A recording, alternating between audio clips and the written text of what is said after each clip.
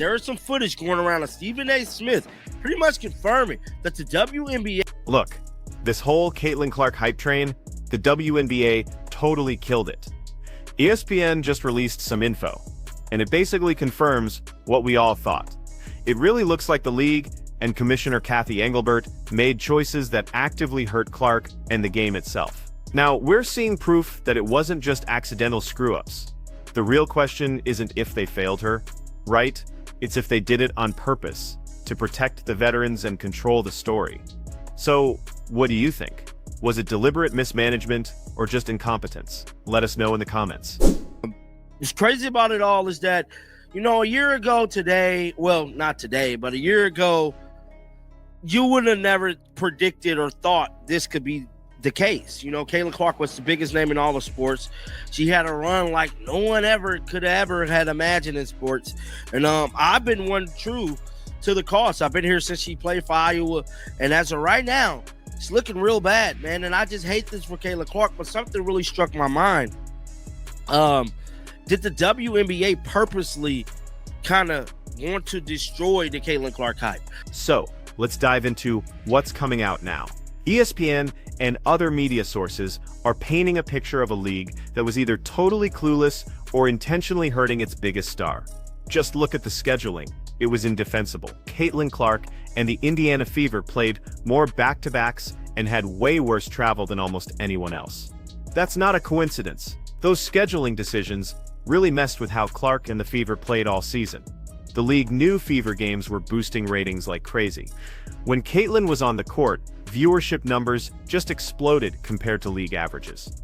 Any smart commissioner would see that data and immediately fix the schedule to maximize those chances. Give the Fever better time slots, more national TV games, and reduce their travel so Clark can shine. But none of that happened. Instead, the Fever got brutal travel and games hidden on streaming platforms, where casual fans couldn't even find them. To the WNBA, and she was viciously attacked by players within the first 2-3 games she was allowed to play in. WNBA Commissioner Cathy Engelbert did nothing. Then we just heard months later from Fisa Collier saying that Caitlin Clark needs to thank the WNBA for even having a league. So, and get this, Commissioner Cathy Engelbert's comments all season long. They show a clear pattern of downplaying Caitlin's impact. She constantly tried to give credit to other players who simply weren't bringing in the same level of attention. Every interview, Engelbert made sure to mention multiple players, saying the league's growth was a collective effort. Now, technically, sure, you need more than one good player for a league, but that was totally misleading. One player, Caitlin Clark, was obviously driving almost all of the new attention and revenue. Then there's the officiating. What a massive failure that was, and now people are finally talking about it. Caitlin was getting hammered out there, with defenders allowed to play incredibly physically against her. But then she'd get called for a touch foul on the other end. That inconsistency was so obvious to anyone watching. The league never addressed it publicly, never tried to fix it. That basically told opponents they could be physical with Clark without any real consequences, which really messed with her performance and even her health. But here's the thing. The failure to protect the league's biggest star from dangerous plays, that's probably the most damaging part of all this. There were so many incidents all season where Clark got hit with flagrant fouls or dangerous plays that should have led to suspensions or big fines. But the league's response, consistently weak. Small fines that meant nothing to veteran players, barely any suspensions if at all.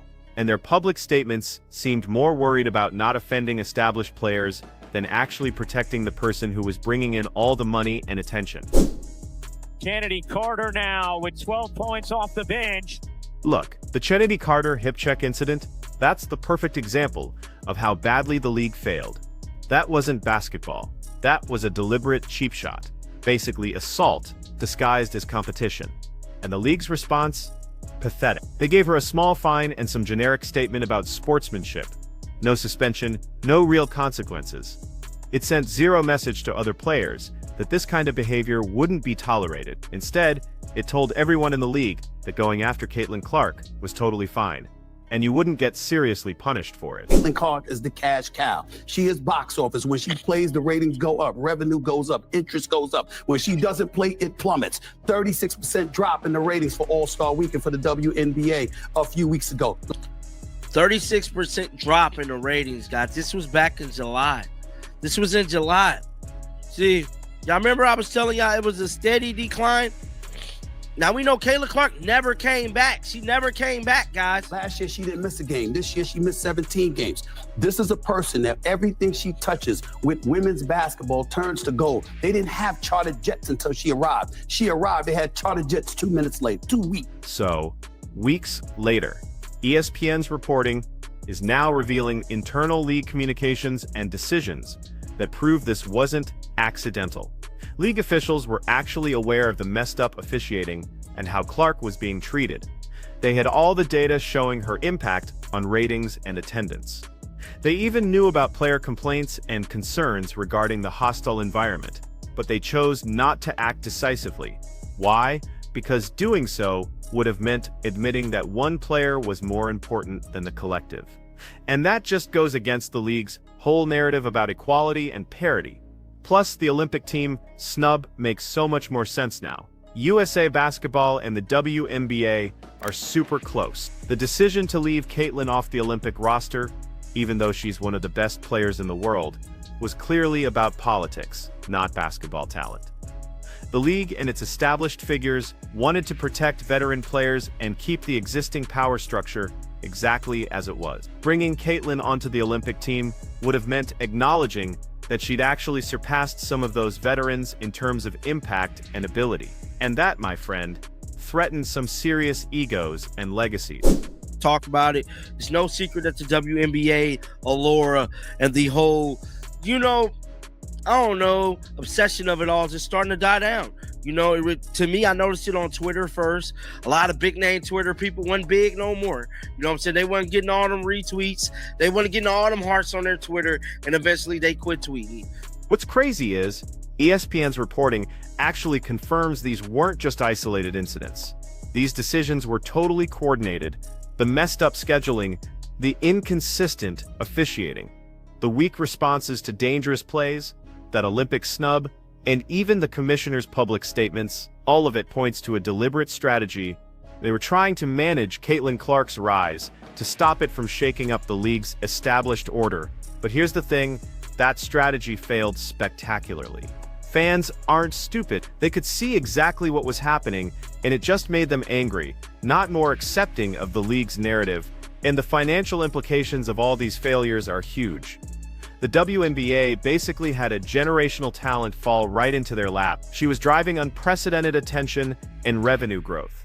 Instead of protecting her, promoting her, and building the league around her appeal, they actively worked against their own best interests. They did it to protect the feelings and egos of players who weren't generating anywhere near the same impact. That's not just incompetence, my friend.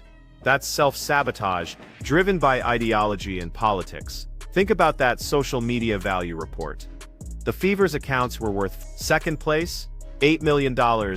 That should have been a massive wake-up call for the league. That gap is so incredibly massive, it proves beyond any doubt that Caitlin Clark is in a completely different stratosphere when it comes to fan interest and engagement. A competent league office would see that data and immediately restructure everything around maximizing that value. Instead, the WNBA kept pretending everyone contributes equally and that Clark is just one of many stars. And the comparison to how other sports leagues handle their superstars, it's damning. The NBA builds entire marketing campaigns around LeBron or Steph Curry. The NFL relentlessly showcases Patrick Mahomes. Those leagues get it. They understand casual fans need stars to connect with, and they promote those stars aggressively, even if it means some players get less attention. But the WNBA's refusal to follow that proven model, all because of some ideological objections to creating a hierarchy that is killing their ability to grow. I believe the WNBA wanted this to happen. They never wanted the attention of Caitlin Clark. They never wanted any of this because they just simply was not prepared for it. I just have to be honest with you guys. I don't think the WNBA was prepared for the catalyst that came with Caitlin Clark. And hell, I'm starting to believe Caitlin Clark wasn't even prepared for it. No one could have predicted how largely, loved and sought after Caitlin Clark was going to be coming into this league. No one could predicted all of the millions of views that the games was going to garner, the charter flights that got switched up, the, private hotel rooms, everything pretty much changed within 2 weeks of Caitlin Clark coming into this basketball league. What's particularly frustrating is that none of this was complicated, right? The formula for success was totally obvious. You protect your biggest star from dangerous plays and bad officiating. You give her team favorable scheduling so she can perform at her absolute best. You promote her heavily in marketing and media. You build storylines around her achievements and personality. And you put her games in prime time, where the most eyeballs can see them. Every single one of those things would have helped the league grow faster and generate more revenue. But the WNBA, they did the exact opposite of almost all of them. Plus, these reports also reveal internal resistance from players and their representatives. They were complaining to the league about Caitlin getting too much attention. Instead of telling those players that the attention was earned through performance and marketability, the league apparently tried to appease them. They downplayed Clark's impact and avoided giving her any preferential treatment, even when it made total business sense. That's literally letting the inmates run the asylum. You cannot build a successful business by just catering to the complaints of employees who aren't actually driving value.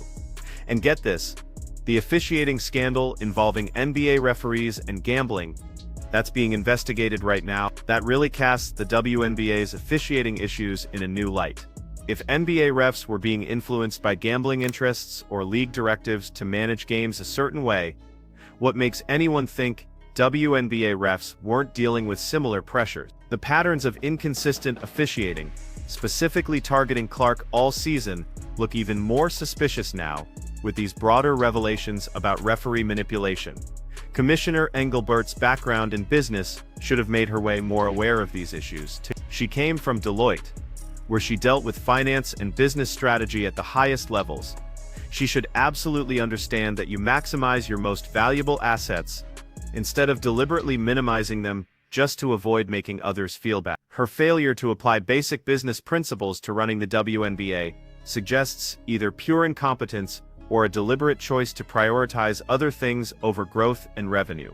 The media's role in all of this is also worth looking at. ESPN and other outlets were totally complicit in promoting the league's preferred narrative all season.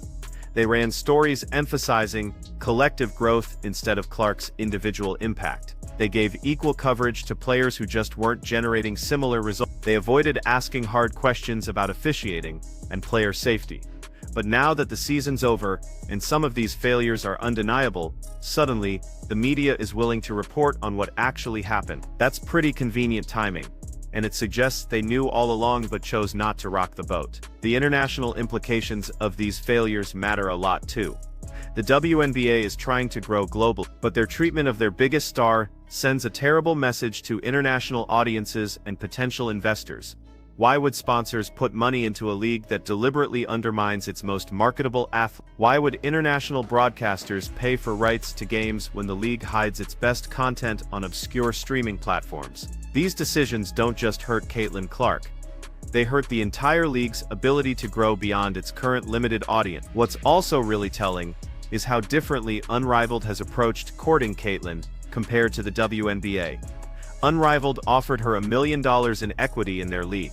They've built their entire marketing strategy around having the biggest star. They understand you need to compensate and promote your most valuable talent if you want to succeed. The WNBA paid her $78,000 and then subjected her to hostile treatment, all while expecting her to be grateful for the opportunity. That comparison just highlights how backwards the WNBA's approach has been. And that poll showing 77% of fans don't want Caitlin playing in Unrivaled, it's interesting because it shows fans get it. They understand she's being used by leagues and players who don't actually respect or appreciate her. They're tired of watching her generate value for people and organizations that treat her poorly. That sentiment is super dangerous for the WNBA, because if fans start checking out due to frustration with how the league operates, That kills the golden goose that's been driving all this growth. The fact that Unrivaled came within $10 million of breaking even in their first season, while the WNBA lost $40 million despite having Caitlin Clark, that just shows how poorly the WNBA is managed financially. Unrivaled had better business fundamentals with no travel costs and concentrated operations in Miami. They got a solid TV deal with TNT, they understood their market and operated accordingly. The WNBA has been around for decades and still can't figure out how to make money, even with the biggest star women's basketball has ever produced, who's driving unprecedented attention. So ESPN's reporting confirms it. The WNBA's failures with Caitlin Clark weren't accident. They were the result of deliberate choices, prioritizing politics over business sense, and protecting established players over growing the league. Commissioner Engelbert and the league office failed at the most basic level, and the consequences, they're going to last for years.